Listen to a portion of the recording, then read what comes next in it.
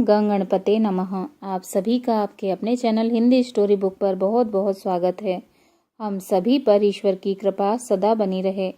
आज इस वीडियो में हम मंगला गौरी व्रत कथा सुनेंगे। कथा शुरू करने से पहले हम माता पार्वती जी का ध्यान करेंगे। ओम श्रीं ह्रीं क्लीं मंगला गौरी नमः। ओम गौरी शंकराय नमः।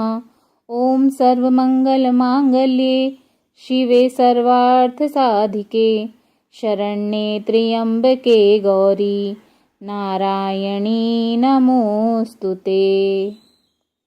बोलिए माता गौरी की जय। एक समय की बात है, एक शहर में धर्मपाल नामक एक साहूकार रहता था। साहूकार की पत्नी अत्यंत ही सुंदर और सुशील थी।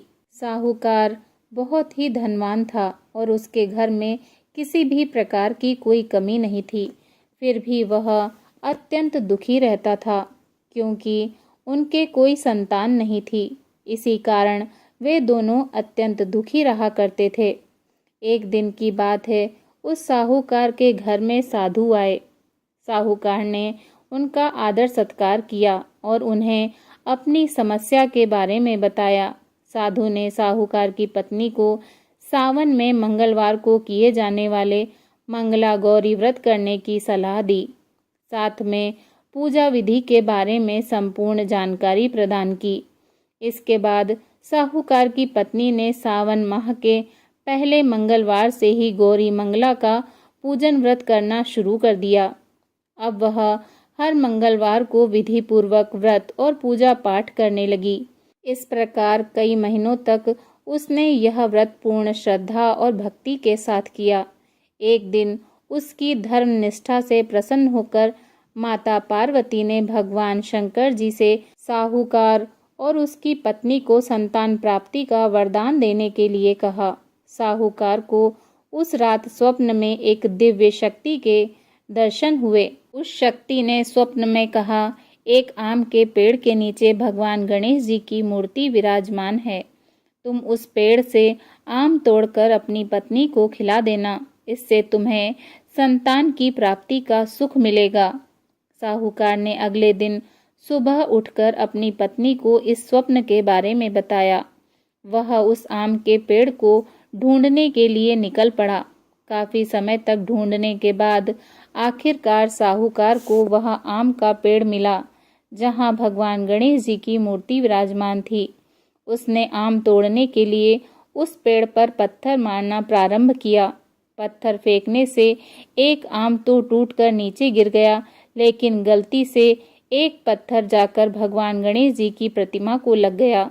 इससे भगवान गणेश जी क्रोधित हो गए और उन्होंने प्रकट होकर उस साहूकार को श्राप देते हुए कहा कि हे स्वार्थी मनुष्य, तूने अपने स्वार्थ के कारण मुझे चोट पहुंचाई है।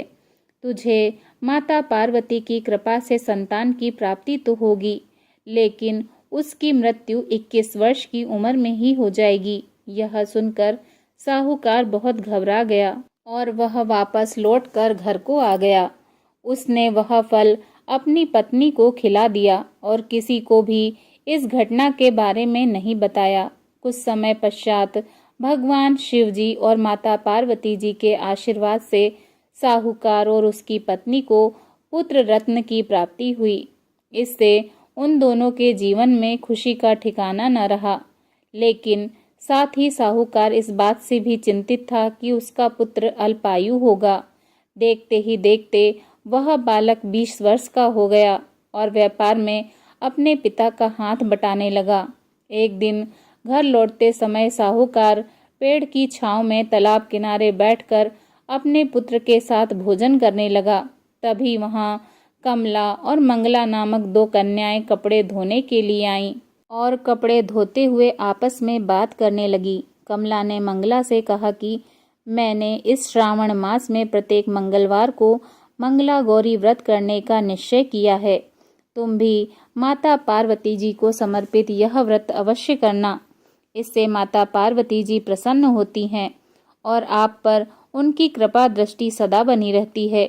इसे करने से मनोवांछित वर और अखंड सौभाग्य की प्राप्ति भी होती है। कमला की बात सुनकर मंगला भी इस व्रत को करने के लिए तैयार हो गई। दूसरी ओर साहूकार ने दोनों कन्याओं के बीच हुए संवाद को सुन लिया और उसने अपने मन में सोचा कि यह कन्या मंगला गौरी व्रत करती है, इससे इसे अखंड सौभाग्य की प्राप्ति होगी, अतः यह मेरे पुत्र के लिए एक योग्य वधू साबित होगी। ऐसा सोचकर वह उन दोनों के विवाह का प्रस्ताव कन्या के पिता के पास लेकर गया।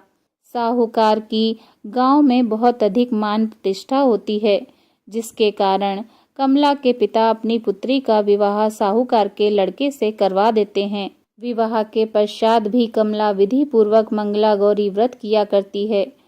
उसके इस भक्ति भाव से प्रसन्न होकर माता पार्वती जी एक दिन उसे स्वप्न में दर्शन देती हैं और कहती हैं कि मैं तुम्हारी भक्ति से अत्यंत प्रसन्न हूँ, इसलिए तुम्हें अखंड सौभाग्य का वरदान देती हूँ।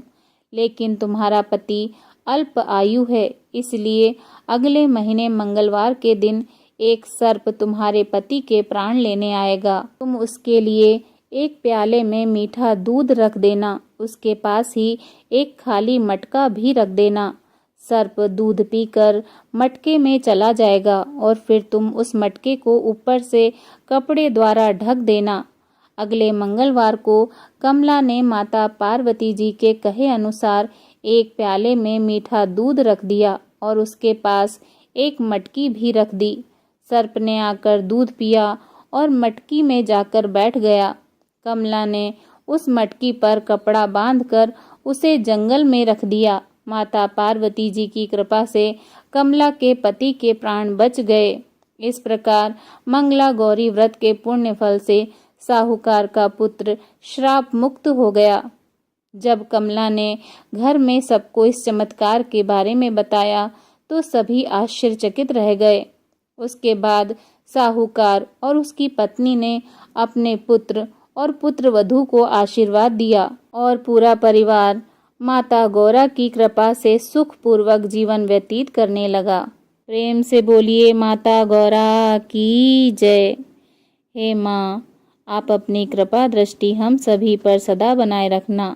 सौभाग्यवती स्त्री का सौभाग्य अखंड रखना, कुंवारी लड़की को सुयोग्य वर प्रदान करना और सभी की मनोकामनाएं पूर्ण करना, सबके कष्ट दूर करना। माँ, आपकी सदा ही जय हो।